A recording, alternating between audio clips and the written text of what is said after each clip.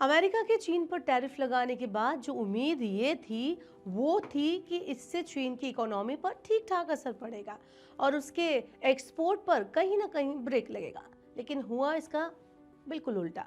चीन का एक्सपोर्ट रुकने की बजाय और तेज हो गया। अमेरिका के टैरिफ लगाने के बाद तो बीजिंग ने अपने गुड्स को एक्सपोर्ट की तो जैसे बाढ़ ही करा दी। आपको बता दें कि हम समझ रहे थे कि चीन और अमेरिका के बीच के टैरिफ वॉर का हमें सबसे ज़्यादा फायदा पहुंचेगा। कई सारी अमेरिकी कंपनियां जो कि चीन से अपना प्रोडक्शन कर रही थी, उनके भारत और दूसरे साउथ ईस्ट एशियन कंट्रीज में शिफ्ट होने के चांसेस थे।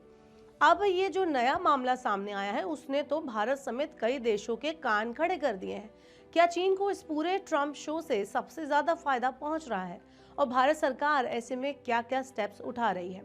चलिए इस वीडियो में डिटेल में जानने की कोशिश करते हैं। Hello and welcome to Money 9। मैं हूं मीनू शर्मा। तो बात यह है कि जैसा कि एक आम परसेप्शन था कि अमेरिका और चीन के बीच के इस ट्रेड वॉर का सबसे ज्यादा फायदा भारत को होगा। पूरा वेस्ट चीन के खिलाफ लामबंद होगा और इसमें भारत उनका सबसे बड़ा साथी बनेगा। पर हम जो देख रहे हैं कि अमेरिका जो ये टैरिफ का खेल खेल रहा है, उसका सबसे बड़ा जो फायदा कहीं ना कहीं चाइना को ही हो रहा है। आपको बता दें कि मेरा ऐसा कहना, इसके पीछे कई ठोस कारण हैं। पहला यह है कि पिछले 2 महीने में इंडिया समेत कई अफ्रीकी और साउथ ईस्ट एशिया देशों में मेड इन चाइना सामानों का एक्सपोर्ट तेजी से बढ़ा है, जिसका नतीजा ये हुआ है कि अब चीन का जो ट्रेड सरप्लस है वो करीब 1.2 ट्रिलियन डॉलर के रिकॉर्ड लेवल पर पहुंचने वाला है। अगस्त के ट्रेड डेटा ये बताते हैं कि भारत का चाइनीज इंपोर्ट जो है वो उसने अपना ऑल टाइम हाई टच कर लिया है। इसके अलावा अगर पिछले महीने की हम बात करें तो सिर्फ पिछले महीने ही करीब 12.5 यानी $12.5 बिलियन का सामान भारत पहुंचा, जिसमें एक बड़ी खेप आईफोन बनाने के पार्ट्स, चिप्स और फोन की थी।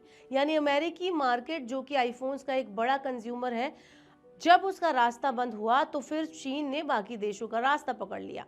अब आप तो जानते ही हैं कि आईफोन की खरीदारी जोरों शोरों से चल रही है। दूसरा, फेस्टिवल सीजन भी चल रहा है तो डिमांड भी हाई है। ऐसे में चीन का भारत को एक्सपोर्ट और बढ़ने वाला है। इसके अलावा अफ्रीकन और साउथ ईस्ट एशियन कंट्रीज की अगर हम बात करें तो अफ्रीकन कंट्रीज में होने वाले जो भी सालाना शिपमेंट है वो भी रिकॉर्ड बनाने की तरफ बढ़ रहे हैं। और साउथ ईस्ट एशियन कंट्रीज में चीन का एक्सपोर्ट कोविड के दौर से भी ऊपर निकल गया है।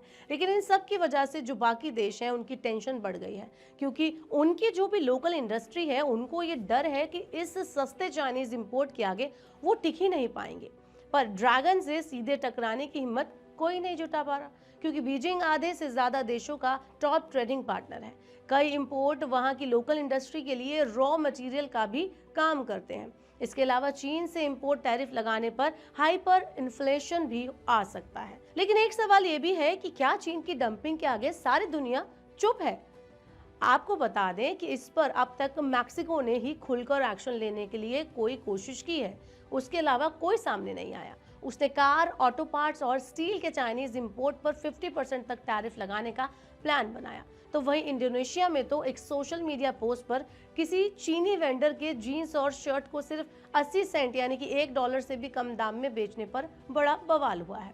क्योंकि सोचिए कि जब कपड़े मिलेंगे इतने सस्ते रेट पर तो डंप किए जाएंगे ही, और लोकल इंडस्ट्री का क्या हाल होगा। इसके अलावा अगर हम इंडिया की बात करें तो इंडिया में भी कई कंपनियों ने सरकार से शिकायत की है कि चीन और वियतनाम जैसे देशों से सस्ते रेट में माल की डंपिंग हो रही है। हाल ही में ऐसी करीब 50 एप्लीकेशन सरकार के पास पहुंची हैं, लेकिन ज्यादातर देश कोई बड़ा कदम नहीं उठा पा रहे, क्योंकि एक तो पहले से ही वो अमेरिका के साथ ट्रेड वॉर में फंसे हुए हैं। ऐसे में चीन से उलझना कई अफोर्ड नहीं कर सकते हैं, बल्कि कुछ देश उल्टा टैरिफ लगाने के बजाय चीनी इन्वेस्टमेंट बुलाने में लगे हुए हैं।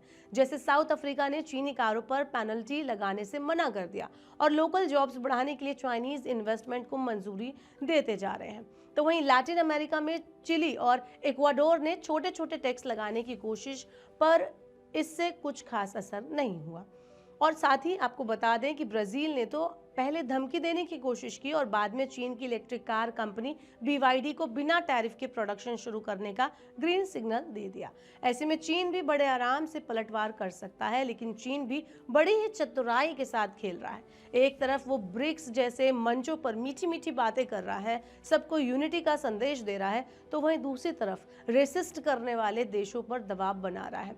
जैसे कि हाल ही में उसने मैक्सिको को टैरिफ लगाने पर सोच समझकर कदम उठाने की साफ साफ चेतावनी दे दी, वरना बुरे नतीजे भुगतने पड़ सकते हैं।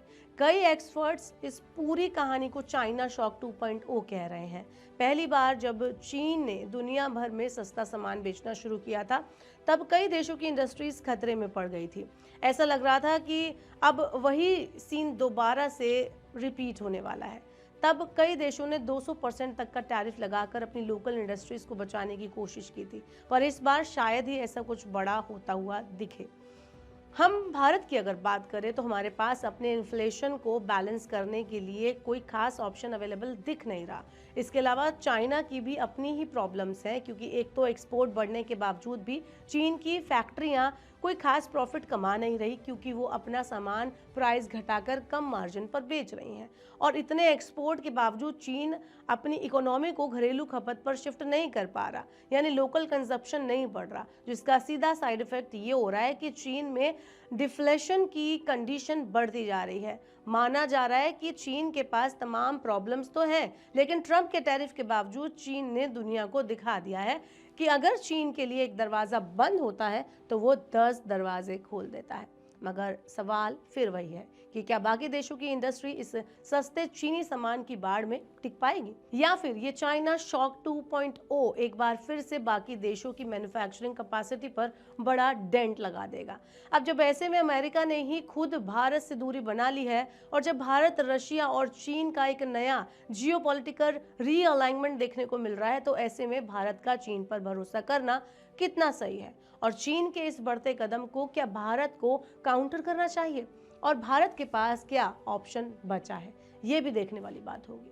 आपको ये रिपोर्ट हमारी कैसी लगी, हमें कमेंट बॉक्स में आप बता सकते हैं। आपका इस पूरे मुद्दे पर क्या कहना है, आप अपनी राय भी दे सकते हैं। और ऐसी और वीडियोस के लिए देखते रहिए मनी 9 और सब्सक्राइब करें मनी 9 का यूट्यूब चैनल।